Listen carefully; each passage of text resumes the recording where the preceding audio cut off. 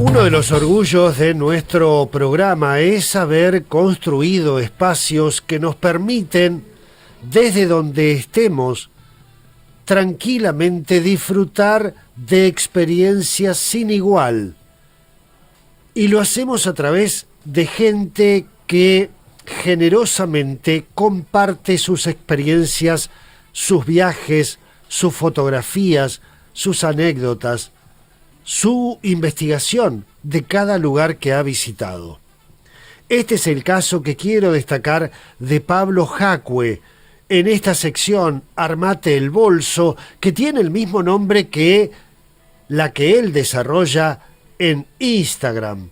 Lo podés seguir a través de Instagram con Armate el Bolso y también vas a disfrutar de los viajes de Pablo Jacue. Pero tiene una actitud generosa que queremos destacar porque desde Buenos Aires nos lleva a lugares increíbles y nos muestra aspectos que son poco conocidos. Hoy te puedo asegurar que vamos a conocer una ciudad que pocas veces hemos visto. Pablo Jacue en Buenos Aires, ¿cómo estás? Hola Sergio, buenas noches, ¿cómo estás vos? Bien, muy bien.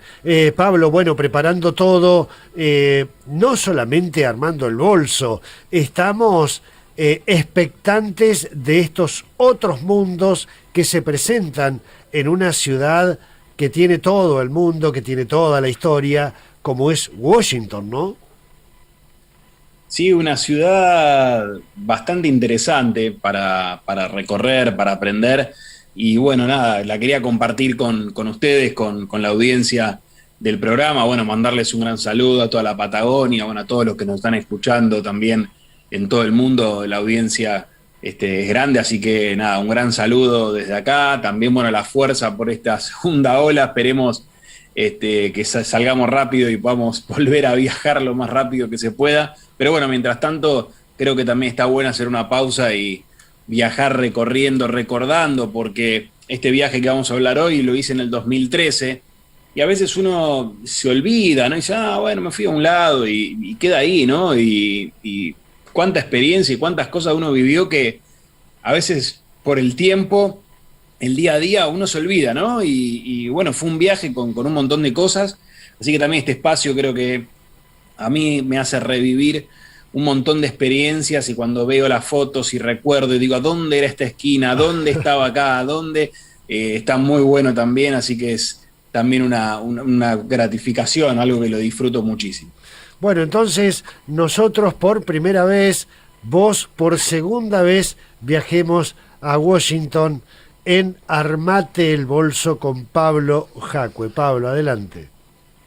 Sí, fue un viaje no tan pensado como decir, bueno, con mucho tiempo, no lo planifiqué con mucho tiempo de anticipación. Yo quería hacer una recorrida por algunas ciudades de Estados Unidos.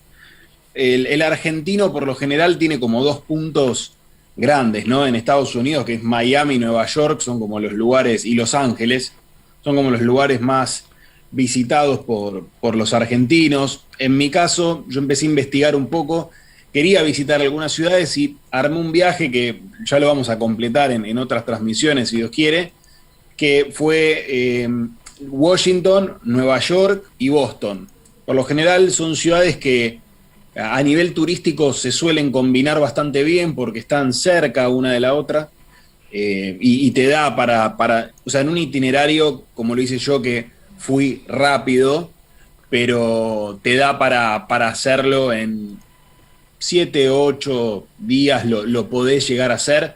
Obviamente que no vas a ver todo lo que hay porque es impresionante la cantidad de museos, de lugares que ya les voy a ir contando todo lo que hay ahí para visitar, así que es imposible cubrirlo, ¿no? En tan poco tiempo, pero bueno, por lo menos un pantallazo de saber y identificar el lugar y decir, bueno, yo puedo volver acá en algún futuro, ¿no? Pero es una ciudad, Washington, particularmente, que la recomiendo que si pueden en algún momento la visiten porque es distinta a todas las ciudades de Estados Unidos, ¿no? Así que nada, desde ya arranco que recomendado Washington para visitar. Quizás en algún momento hablemos de alguna ciudad que que tenga sus cosas, pero quizás te digo, mira, no te las recomiendo, pero Washington sí, me parece que vale la pena, Sergio, visitarla. ¿Por qué decís, Pablo, que es única en Estados Unidos, que es tan diferente, que es tan particular Washington? Washington es una ciudad que nace, piensen, más o menos la inauguración de Washington en 1790. La historia de los Estados Unidos es una historia bastante, digamos, es una tierra americana nueva, como nos pasó a nosotros, digamos, ¿no? Digamos, con la parte del colonialismo, digamos, no estamos hablando de pueblos de miles y miles de años. Y la ciudad de Washington fue una ciudad planificada. Si ustedes tienen la posibilidad de ingresar al Google Maps y mirar un poquitito Washington, van a ver que todas las calles, todo es perfecto, porque fue una ciudad planificada para ser la capital. Claro. Entonces, ya fue pensada así desde ese sitio, ¿no? ¿Y por qué se llama DC? Uno piensa, no sé, algo de capital o algo, no, es District of Columbia. El nombre Columbus en esa época se mencionaba mucho por Cristóbal Colón. Y quedó es District of Columbia, ¿no? Washington, D.C. No es por capital ni nada. Y tiene una particularidad que tiene una dinámica. Yo hay algo que sí tengo que confesar a todo el mundo, es que nunca voy a entender, por ejemplo, cómo es el sistema electoral de los Estados Unidos, cómo eligen presidente. Me lo han querido explicar miles de veces, pero es algo que me excede, cómo son las elecciones por estado y esas cuestiones, pero la ciudad de Washington tiene una autonomía propia. O sea, es como si fuese la ciudad autónoma de Buenos Aires, tiene la misma dinámica, digamos, ¿no? Es autónoma, toma sus propias decisiones, y la única vez que hubo una intervención federal fue cuando asesinaron a Martin Luther King, que hubo una movilización muy grande que duró como 4 o 5 días de incidentes, edificios quemados. Fue la única vez que se intervino federalmente Washington, pero de por sí, te digo, es una ciudad que es muy limpia. O sea, uno cuando llega, para que se den una idea, uno llega como una especie al aeropuerto de Ronald Reagan. Yo llegué ahí, ¿no? Podés llegar por bus, por tren, por un montón de medios. Washington está diseñada, está construida a las orillas del río Potomac, y es una ciudad que, digamos, lo que tiene de bueno es que casi todas las atracciones están muy cerquitas unas de las otras. O sea, no hace falta moverse demasiado para ver todo lo que hay. Lo que pasa es que hay demasiado concentrado en un lugar. Para decirte algo, 4 kilómetros a la redonda, en un radio de 4 kilómetros, encontrás casi todo lo que tenés que ver en Washington, ¿no? Así que eso es una ventaja. Uno llega, yo en mi caso llegué al aeropuerto de Ronald Reagan, que es como si fuese el aeroparque en la ciudad de Buenos Aires. Es un aeropuerto de vuelos domésticos, que es como una mini aeroisla que está sobre el río Potomac, ¿no? O sea, está ahí, y ahí llegan los vuelos domésticos, y tiene mucho movimiento de la gente de negocios. Después está el aeropuerto de Dulles, que es el aeropuerto internacional, que ya en un bus estás a 1 hora y media más o menos de viaje, ¿no? Está más alejado, que es donde tiene el movimiento internacional de vuelos. Pero la operación doméstica, donde la gente se mueve, el que va a Nueva York, que va a tal lado, a Chicago, y hace los movimientos, se hace ese aeropuerto que tiene un movimiento monstruoso, ¿no? Yo digo que es un aeropuerto chico, pero es un aeropuerto en comparación a otros, me imagino, pero tiene mucho movimiento, claro, ¿no? Claro. Ahí es todo mucho. O sea, todo es como los aeropuertos son gigantes, mucho movimiento, muchos aviones, gente que va, gente que viene. Pero dentro de todo, la ciudad, al ser una capital, primero es muy limpia. Es el lugar más seguro del mundo, debe ser. Hay mucha policía, muchas cámaras, no hay ni un papel tirado en el piso. Y, como esto que te contaba, no está esa especie de aceleración como en Nueva York, ¿no? O sea, es una ciudad más bien tranquila. Se vive un clima más tranquilo que lo que es, por ejemplo, Wall Street, que toda la gente te pisa. Eso no pasa en el DC. Eso es una ciudad bien tranquila y muy amigable al turista para caminarla, muy, muy, muy linda para recorrerla a pie. Y también ahí lo que hay son las oficinas de organismos importantes, como por ejemplo el BID, el Fondo Monetario. Están las oficinas de la DEA, del FBI, ¿no? De casi todos los organismos, y el Pentágono, ¿no? Como un edificio así importante que uno puede recorrer, o sea, verlo, ¿no? Hay muchos edificios del Estado que te permiten ingresar al turista, pero tenés que anotar previamente y te dan turnos hasta a veces con bastante tiempo de anticipación, ¿no? Yo no entré a ninguno de Casa Blanca, Capitolio, porque había que anotarse y te daban turno de ponerle acá un mes y no, era medio imposible hacerlo. Claro. Pero bueno, esa sí se configura, ¿no? Esa ciudad con muchos edificios, aparte es como que uno va caminando y de una manera inconsciente, a lo largo de la historia hemos visto tantas películas del FBI, de esto que el otro, que vas caminando, acá es el FBI, acá es el FMI. Claro. Entonces, es como que te vas encontrando también, ¿no? con esas... con esos, digamos, lugares que son emblemáticos, pues es la fachada, ¿no? Uno no va a entrar ahí al FBI, esperemos no entrar nunca. Pablo, claro, lo que vos mencionabas de que es una ciudad amable y agradable para el turista, porque en realidad tiene toda una vida relacionada con lo administrativo, no tiene la locura y la bohemia que puede tener Nueva York, por ejemplo, ¿no?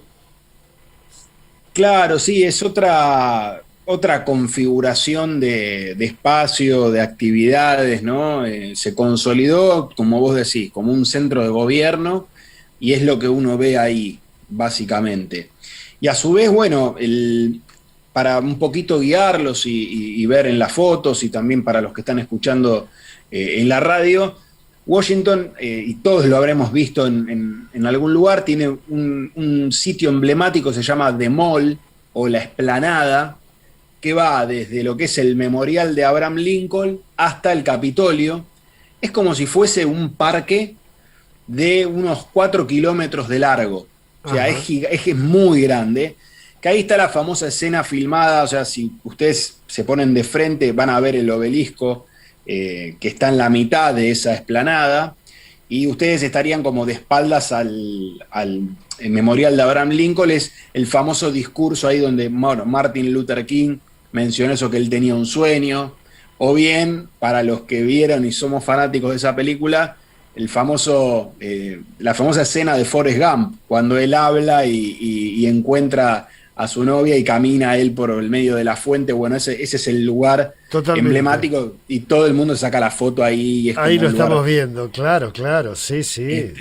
Muy, muy particular, ¿no? Que bueno, a ver, es la foto y no es mucho más, pero ese lugar es un parque muy grande.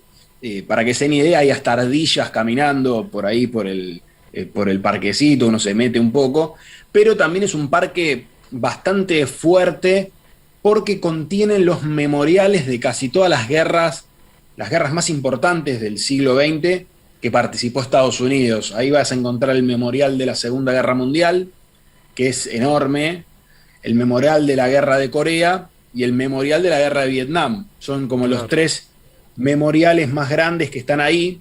Son monumentos que son muy impresionantes. Cuando uno va y ve la cantidad de caídos que hubo en esas guerras, uno no lo puede creer. O sea, en la guerra de Vietnam, y aparte que todavía hay veteranos, ¿no?, de la guerra de Vietnam, y uno se los encuentra ahí y van a buscar su nombre, ¿no?, ahí en esa placa, o van a buscar el nombre de un compañero, ¿no? Pero es un nombrecito que podemos decir en un Word, no sé, un Arial 12 de texto, claro, en un mural gigante, pero repleto de miles, ¿no? Y hay una cosa que me sorprendió mucho, que tienen como una guía para buscar tu nombre. Entonces, vos buscás, no sé, como la guía tipo batalla naval, ¿no? No sé, buscás Pablo Jacue y está en la placa A45, y ahí está datado donde está tu nombre para buscarlo. Ah, mira vos, claro, así no tenés que recorrer toda esa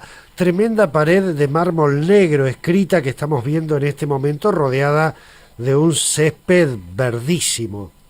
Sí, ahí no hay ni un papel en el piso, no hay nada, hay un clima de mucho respeto en ese lugar. Y ese lugar también lo que tiene es una atracción que es muy importante, que se encuentra digamos, el Museo Smithsoniano, que es el museo más grande del mundo, tiene unas colecciones de no sé cuántos millones de objetos, y algo que es interesante del Museo Smithsoniano es que es gratuita su entrada, y el Museo Smithsoniano tiene varios museos bajo su órbita.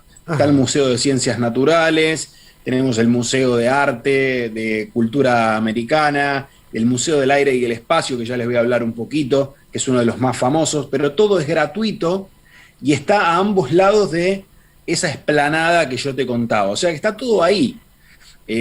Pero algo que sí les recomiendo a todos los que vayan es decidan o elijan qué quieren ver, porque no se puede ver todo. Siempre digo lo mismo, ¿no? O sea, o elegís el de Ciencias Naturales o podés ver un poco de cada uno. Yo como que en alguna parte hice eso, porque son gratis, entonces no es que uno paga $25 y dice, bueno, me quedo. No, mirás y si no te interesa mucho, bueno, vas y salís y entras al otro. Pero hay bastantes colecciones muy interesantes en esos museos. Tenemos, por ejemplo, colecciones de todo lo que fue la evolución del hombre, piedras preciosas, animales, y bueno, hasta hay una muestra de un campo de meteoritos en el Chaco, que está ahí en el Museo Smithsoniano, y las cosas que habrá que no sabemos, ¿no? Pero bueno, es un lugar que se sustenta con colaboraciones de particulares, de empresas que aportan su dinero, y bueno, pueden, ahí también tiene una tienda, tienen para comer, es un lugar muy, muy visitado, el Smithsoniano. Pero tiene uno que es particular, que a mí me gusta mucho, que es el Museo del Aire y el Espacio. El Museo del Aire y el Espacio... A tu juego te llamaron. A mi juego me llamaron y me digo que yo fui a Washington para el Museo del Aire y el Espacio, porque, bueno, nada, me dijeron, andá, que es buenísimo, es maravilloso. En el centro, ahí en esa explanada, hay una parte del museo que uno entra y puede ver, por ejemplo, el módulo lunar, puede ver algunas cosas, pero, viste, o sea, yo dije, a mí me vine hasta acá para ver esto, como que estaba bueno, pero como por uno de los aviones que tenéis, el Spirit of St. Louis, por ejemplo, fue el primer avión en cruzar el Atlántico. Bueno, tienen como una muestra de cada avión que hizo como un hito. Pero después descubrí, investigando, que el Museo verdadero del Aire y el Espacio no está ahí, sí hay una parte, pero está cerca del aeropuerto de Washington. Te tenés que ir en colectivo hasta ahí. Por supuesto que me tomé el colectivo y me fui, ¿no? 1 hora y media ahí en el colectivo, no sé qué, llegué al aeropuerto de Washington y sale un micro que es a voluntad. O sea, del aeropuerto hasta el museo, vos pagás, dejás $1, lo que vos quieras, te llevan gratis, podemos decir. Si querés no pagas nada, pero bueno, vas y entras al museo. Y el museo es una cosa que uno no la puede creer en el mundo que vive, entrar y ver eso. O sea, vos imaginate, no sé, un pibe que sueña, no sé, y que aparece Messi. Bueno, vos abrís esa puerta y te encontrás con un modelo de cada avión que hizo parte de la historia de la aviación. Y ellos te lo cuentan y tienen visitas guiadas, es muy interesante, y manejan ellos un sistema para todos los museos en Estados Unidos, por lo general, que las personas que son jubiladas o que dieron algún servicio, por ejemplo, la Fuerza Aérea, fueron pilotos, astronautas, etcétera, son los guías después de esas experiencias, ¿no? Y hay visitas guiadas y te muestran todo lo que tienen. Y Pablo, ahí en ese museo... Ahí estamos compartiendo las imágenes y le quiero decir a la gente que nos sigue por la radio que las instalaciones para este museo son tan impresionantemente grandes que los aviones, que de por sí son inmensos, parecen chiquitos.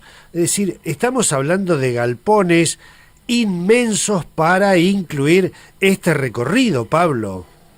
Sí, sí, es gigante. Y uno se da cuenta en una foto que está ahí dando vueltas, el famoso B-29 el Enola Gay, que el Enola Gay fue el bombardero que lanzó la bomba atómica sobre Hiroshima. Está ahí. Yo tuve la posibilidad de ir a Hiroshima en algún viaje, calculo que hablaremos, pero bueno, me encontré con Hiroshima y me encontré también con el avión, ¿no? que lanzó la bomba. Está ahí, hay un modelo del Concorde.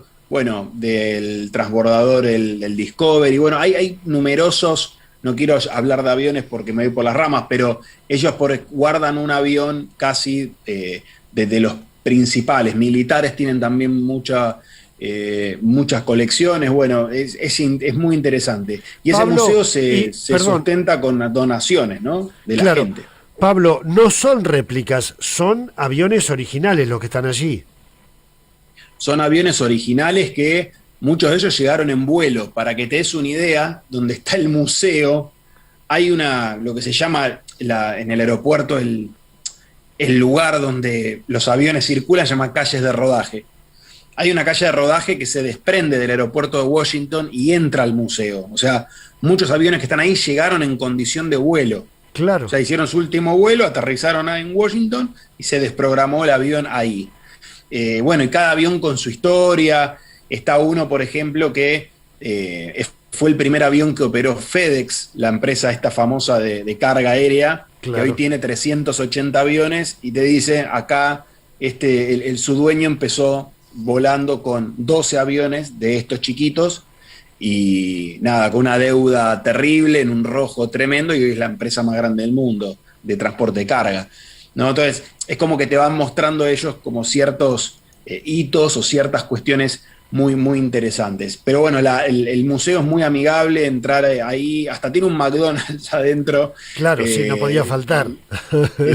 No puede faltar, pero es muy, muy, muy, aparte los guías son también súper, súper atentos, todo en inglés, no hay nada en español. Pero bueno, es recomendable. Y a ver, cuando yo hablo de aviones y a veces me cuelgo hablando de aviones y digo, ay, qué lindo. Pero ahí había un montón de gente visitando el museo que no tenía la pasión que yo tenía por la aviación. O sea, es un lugar también interesante para recorrer para la persona que quiere conocer un poco más o se quiere acercar o quiere ver parte de la historia, claro, ¿no? Claro. O sea, no hace falta ser un fanático de la aviación. Y bueno, recorriendo un poco más la ciudad de Washington, hay un lugar que es emblemático, que bueno, es parte del recorrido turístico para hacer, que es visitar el cementerio de Arlington. El cementerio de Arlington es el famoso cementerio que se ha visto en las películas de placas blancas, que es un cementerio militar en el cual, bueno, ahí se entierran a todos los caídos en combate.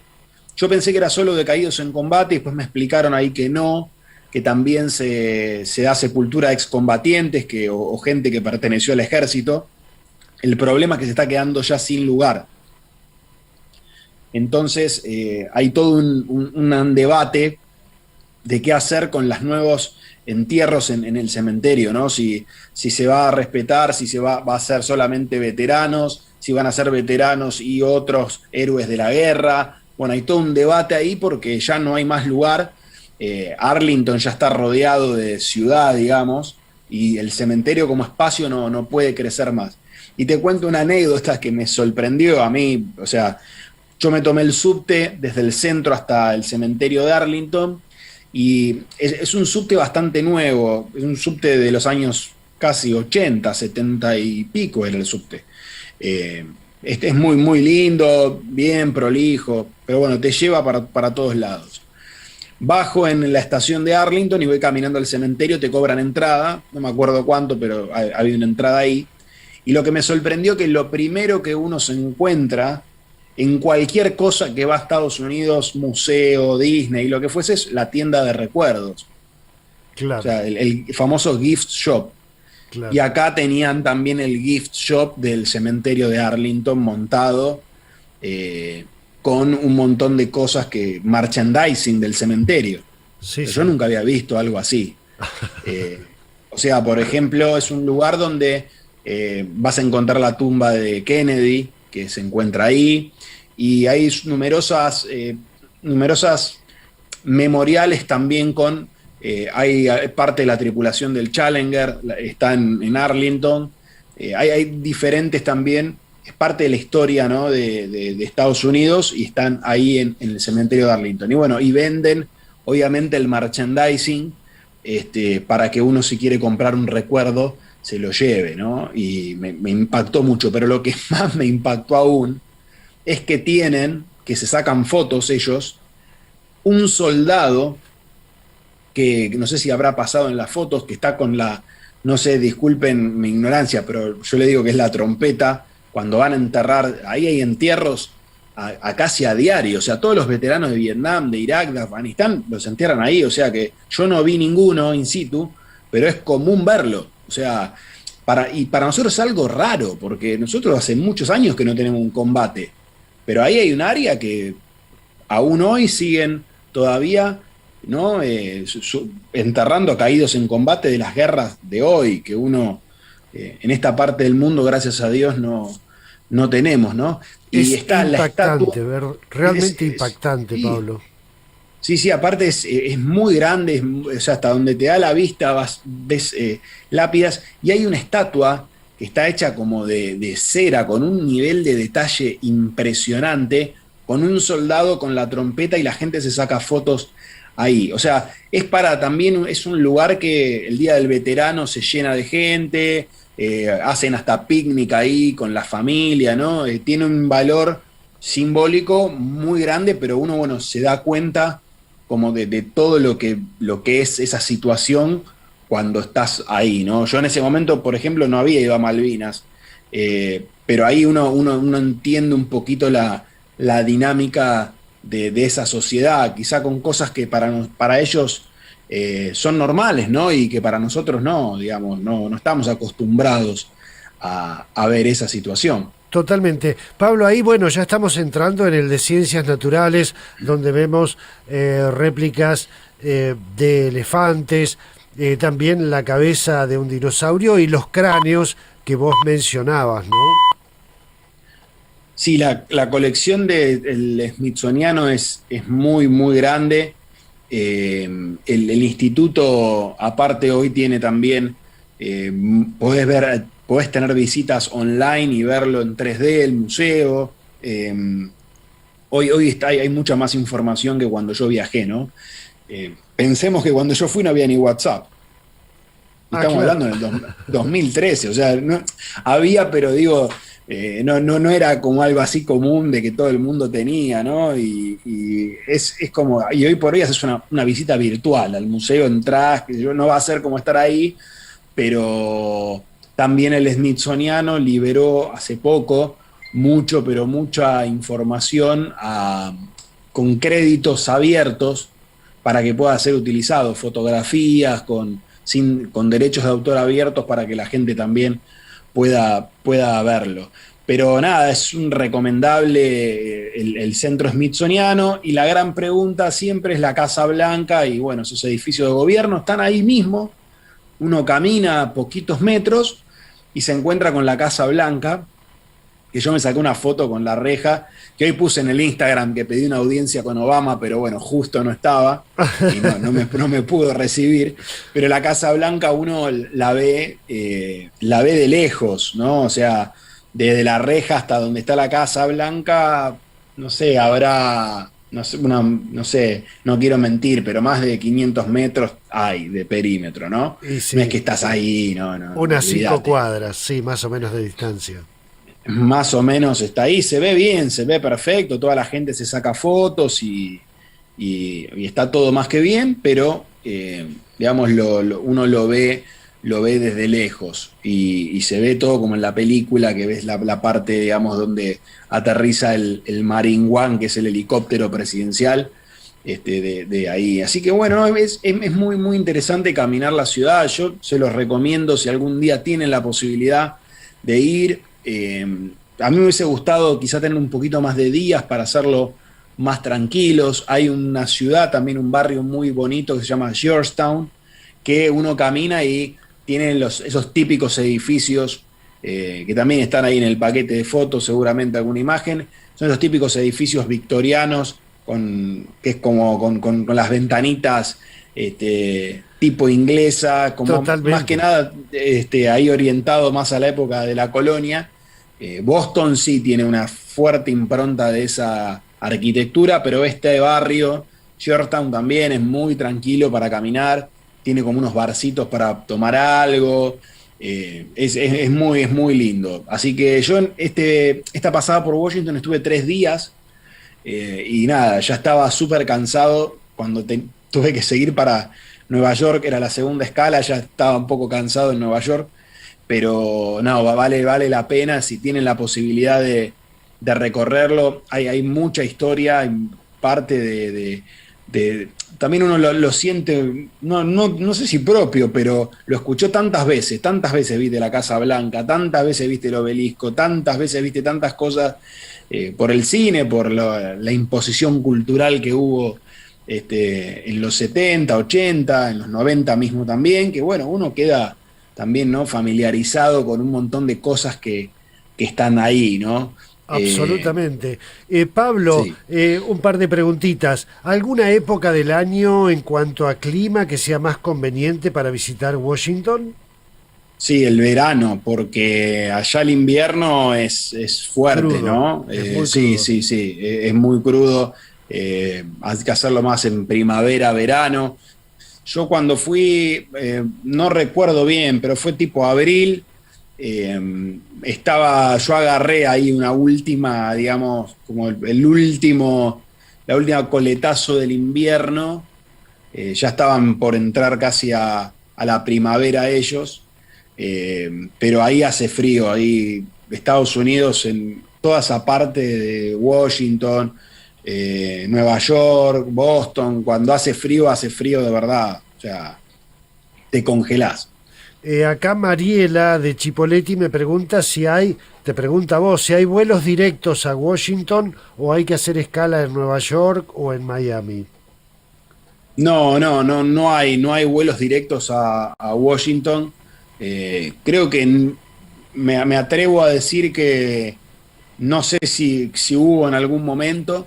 Eh, por lo general, podés ir vía Miami, vía Nueva York, tenés que hacer escala, sí, directo no hay nada para ir. Igual las conexiones son súper eficientes y rápidas. O sea, quizás con un más o menos un colchón de 2 horas y mucho menos también, conectás en un vuelo internacional sin problemas y es rápido, digamos, no es que vas a perder una gran cantidad de tiempo por conectar. Hablando de tiempo, Pablo, bueno, siempre se nos hace corto, pero esta media hora en la que hemos ido con vos a visitar Washington ha sido realmente impactante. Te lo agradecemos muchísimo. Mucha gente que, bueno, acá nos dice, Patricia Díaz, por ejemplo, que sí visitó los museos, dice que son impactantes. Fabi Palacios Cancina desde Olavarría. Te saluda, te aplaude, Oscar Lorenzo Escalerandi, impresionante. Bueno, muchísima gente, María Angélica Torres, Nair Ferchil, que está en Río Gallegos, trabaja allí en el aeropuerto, Leti Méndez, Noemí Valentino, Fernando Gualmes, muchísima gente que agradece, Pablo, esta posibilidad a esta hora, gratis, cómodamente instalados aquí donde estamos, de viajar a Washington de tu mano. Realmente impresionante. No, bueno, agradecerle a todo el público que está ahí escuchando y que también es el combustible, ¿no?, de poder contar. Siempre voy a sostener que el viaje, uno primero planifica el viaje, lo realiza y después lo revive. O sea, si esas 3 etapas no están completas, algo falta. O sea, si no planificaste algo, quizá te va a salir mal. Bueno, si no fuiste, no fuiste, pero si volviste y no lo contaste, también se pierde mucho, ¿no? Y yo te digo, cuando uno cuenta cómo contagia a otro, quizá no es a Washington, quizá hay una persona que está escuchando que, no sé, la está pasando mal o no sabe, o que dice, "Ay, no sé si me voy a ir y voy a viajar solo y no sé cuánto", y quizás escucha algo y lo motiva a dar ese salto y decir, bueno, nada, cuando pueda me escapo a algún lado, me hago un viaje. Este viaje lo hice solo, o sea, Claro. yo fui acá con una mochila y, o sea, me mandé, no es que...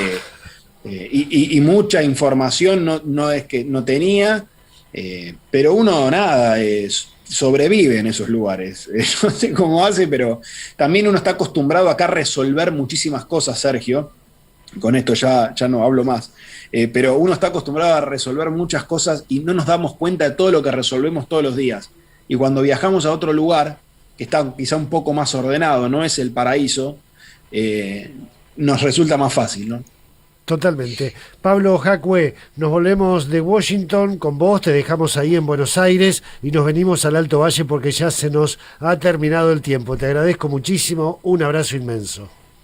Abrazo para todos, nos vemos en 15 días. Chau, chau. Y te seguimos en Instagram con Armate el Bolso, que hay de este y de tantos viajes que has hecho. Estábamos con Pablo Jacue. Realmente es un verdadero placer cada una de las ediciones de Armate el Bolso, los viajes a lugares a los que uno nunca sabe, pero quizá nunca vayamos personalmente. Y aquí tenemos esta posibilidad de conocerlo a través de los viajes de Pablo.